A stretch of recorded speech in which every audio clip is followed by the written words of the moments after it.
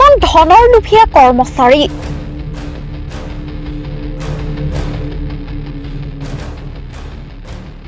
এইজন চতুৰ্থ বৰ্গৰ কৰ্মচাৰীক চাহ খোৱাৰ নামত ছাত্ৰ ছাত্ৰীয়ে দিব লাগে ধন মাধ্যমিক বিদ্যালয়ত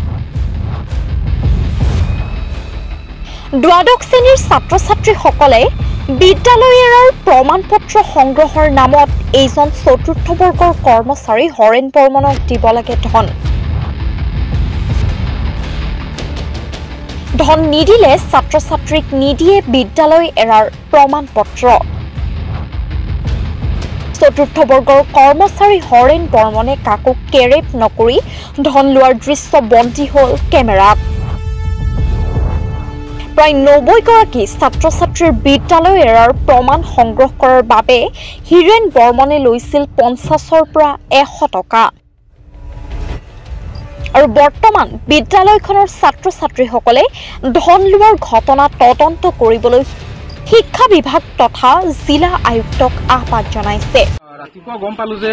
যিখিনি উচ্চতৰ মাধ্যমিক চূড়ান্ত পৰীক্ষাত পাছ কৰা ছাত্ৰ ছাত্ৰী সিহঁতে এইখন পশ্চিম টাউনপুৰ উচ্চতৰ মাধ্যমিক বিদ্যালয়ৰ পৰা বেলেগ স্কুলত বেলেগ কলেজত নাম লগাৰ বাবে যোৱাৰ সময়ত মানে যিখন লিভিং চাৰ্টিফিকেট লাগে সেইখন চাৰ্টিফিকেট নিব হোৱাৰ সময়ত তাৰমানে ছাত্ৰ ছাত্ৰীসকলক আমাৰ এইখন বিদ্যালয়ৰ পৰা শিক্ষক আৰু চকীদাৰজনে লগ লাগি পেলাই মানে পইচাৰ কথা কৈছে যে ৫০ টকাকৈ পইচা লাগিব চাৰ্টিফিকেটৰ নামত ৫০ টকা ১০০ টকা ১২০ টকা এনেকুৱা ধৰণৰ পইচা মানে দাবী কৰা আমি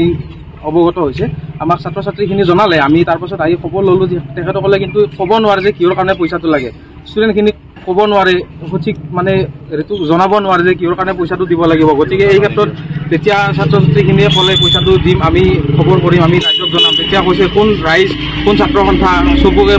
কোনে কি কৰে চাওক এনেকুৱা ধৰণৰ বক্তব্য প্ৰদান কৰিছে তেখেতলোকে গতিকে আমি ছাত্ৰ সন্থা আমি দাবী জনাইছোঁ যে এই ক্ষেত্ৰত আমাৰ তামোলপুৰ জিলা আয়ুক্ত মহোদয় আমাক বিচাৰ কৰিব লাগে গতিকে আমি এইটোৱেই দাবী জনাইছোঁ যেন এই বিদ্যালয়ৰ ওপৰত তেখেতসকলে কি ব্যৱস্থা লয় আমি ছাত্ৰ ছাত্ৰীসকলে আৰু আমি ইয়াত আহিছোঁ গতিকে আমি উচিত সিদ্ধান্ত উচিত বিচাৰ হোৱাটো আমি বিচাৰিছোঁ প্ৰায় ইয়াতে ৯০জনকৈ অধিক ছাত্ৰ ছাত্ৰী আছে আটাইৰে পৰা পইচাটো সংগ্ৰহ কৰা বুলি আমি এতিয়ালৈকে জানিব পৰা গৈছে কোনে সংগ্ৰহ কৰিছে পইচাটো বিদ্যালয়ৰ যিখন চতুৰ্থ বৰ্গৰ কৰ্মচাৰী হৰেণ বৰ্মন তেখেতে লৈছে পইচাটো আৰু তেখেতে লৈ পেলাই আৰু শিক্ষক প্ৰধান শিক্ষকক দিয়া বুলি আমাক অৱগত হৈছে প্ৰধান শিক্ষক Sunil Majumdar news desk report D news anti north east